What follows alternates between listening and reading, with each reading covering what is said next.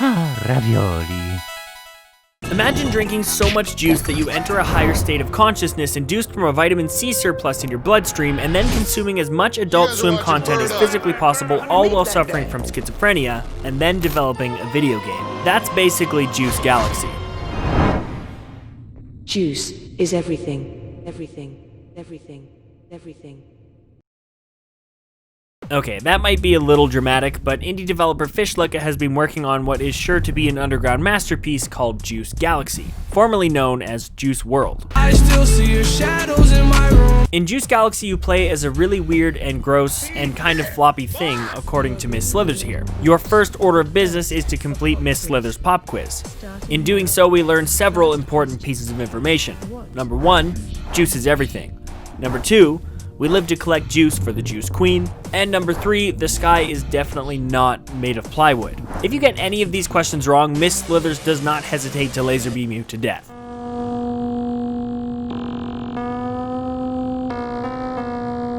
Naturally, I got bored of getting the questions wrong and just leapt out the window instead. Then, out of nowhere, this dude starts yammering about some toy on the school roof and tells me I can fly and I need to go retrieve it so we can play.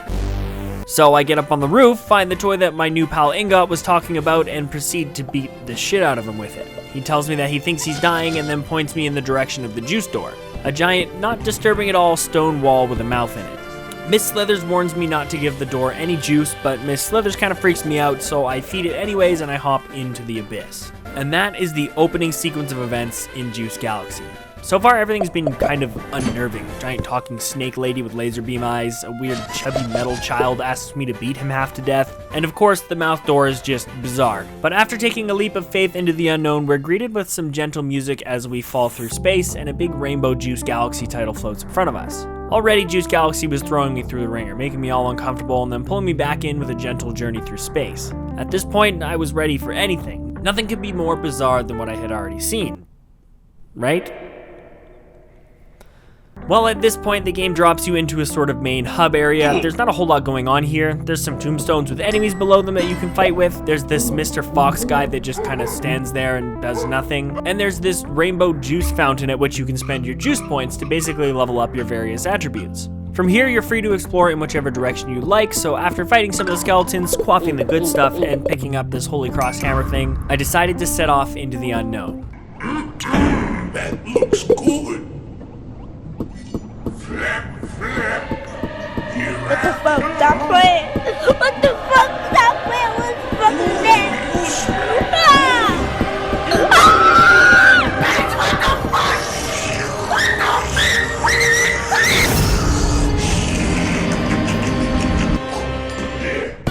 Ooh, that's some good juice you've got there. The real charm of Juice Galaxy is that when you least expect it, something wild happens. The gameplay itself honestly isn't anything super special, but it just works so well with the world that FISHLICKA has set up. This game is not about gratifying combat or deep story lore, it's 100% about the adventure and exploration of the world you've been given. I played Juice World through what I thought was its entirety twice, and still ended up finding some new stuff on my third playthrough when I went back to get more footage. It's just so bizarre I can't help but want to keep playing and see what else I can uncover. Now, I don't really know how to describe this game any more than that without just showing you, so really at this point, if this game looks at all interesting, I implore you to go check it out on your own. Stop watching this video right now and explore Juice Galaxy for yourself. Alright, well, looks like everybody's gone.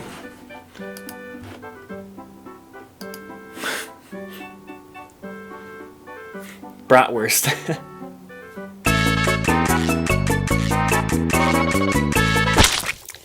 So I played Juice Galaxy for maybe an hour or two, just exploring the world and seeing what I could get up to. Along the way, I met some weird characters like this guy. I found these giant statues, one of which was a dinosaur with pizza in its mouth and a gigantic sword stuck in it. I also found this super overpowered pineapple gun and decided to use it to get enough juice points to max my flight skills so I could fly infinitely. Using this, I explored out from the central hub as far as possible, only to find out that it just keeps going. Like, I gave up eventually. In the top corner, there's this enemy level that rises the further from the center you get, not to mention the enemies themselves grow in size. I got all the way to enemy level 500 and had all my stats maxed out, and I was still able to go further. It wasn't until this point that I realized that the navigation arrow in the top corner had this little skull pointer on it. Obviously, I followed the skull, and lo and behold, it led me to a toilet. So like any rational person, I proceeded to flush myself down said toilet and entered the first new area I had found in the game.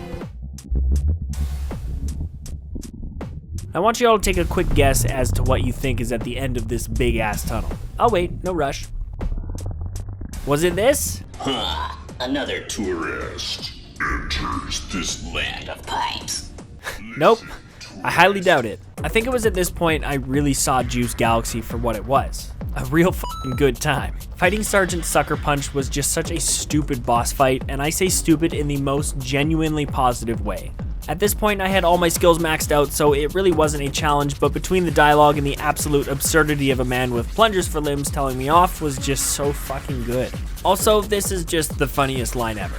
The claw punched out all my arms and legs and left me to die. So after defeating Sergeant Sucker Punch, he gives me his plunger to use, and I was finally on my way. I then made my way to the very end of the tunnel where we are greeted with the clog.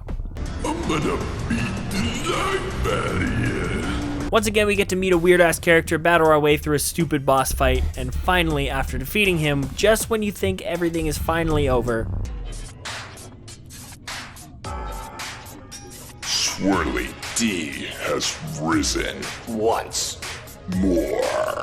Swirly D appears, finally free from his toilet prison. He electrocutes you to near death and escapes to the overworld to swirly some nerds. This has to be the greatest series of events I've ever witnessed in a video game. The sheer absurdity of it all, I don't even know what to say. It's just good entertainment. And even after all that, there was still more. Exploring the toilet house again, I found a trap door I had totally missed on my first time checking things out, and this led me to an underground castle thing and another boss fight with the creator, who constantly rambles on about trespassing and ending your life as he shoots monsters out of his finger guns. A quick fight and a new rainbow hairdo later, I finally thought I had seen all Juice WRLD, I still see your shadow. sorry, Juice Galaxy had to offer. So I shut things down, I started writing the script and going about my business. After looking through my footage, I noticed some of my clips from the opening sequence with Miss Slithers were on the pixely side, so I hopped back in one more time to recapture the footage. So I leapt out the window again, beat the shit out of Inga, and fed the door some juice, and finally got back to the main hub. I went to stop my recording,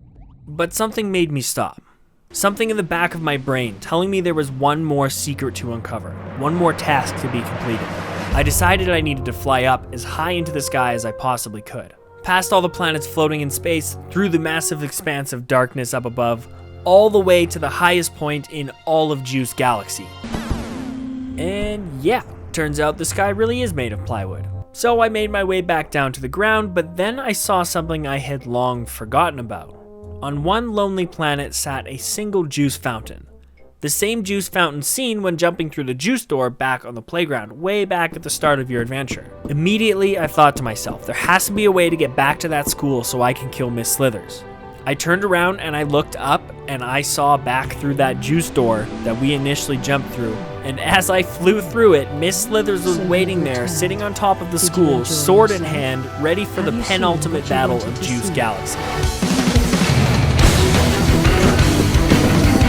You'll soon understand. He's definitely not made of plywood. Open that time is over. You'll soon understand.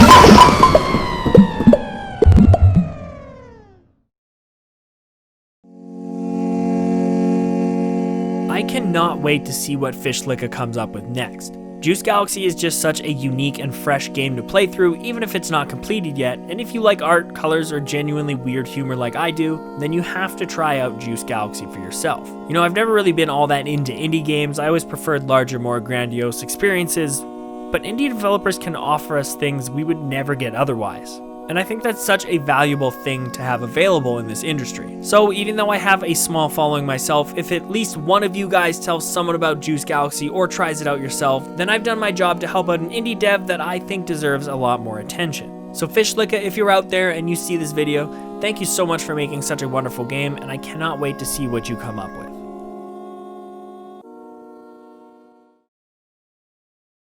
Well guys, that's it for Juice Galaxy. If you made it this far, feel free to subscribe and like the video. It helps my channel to grow. And if you don't, the clog will punch off all of your arms and legs.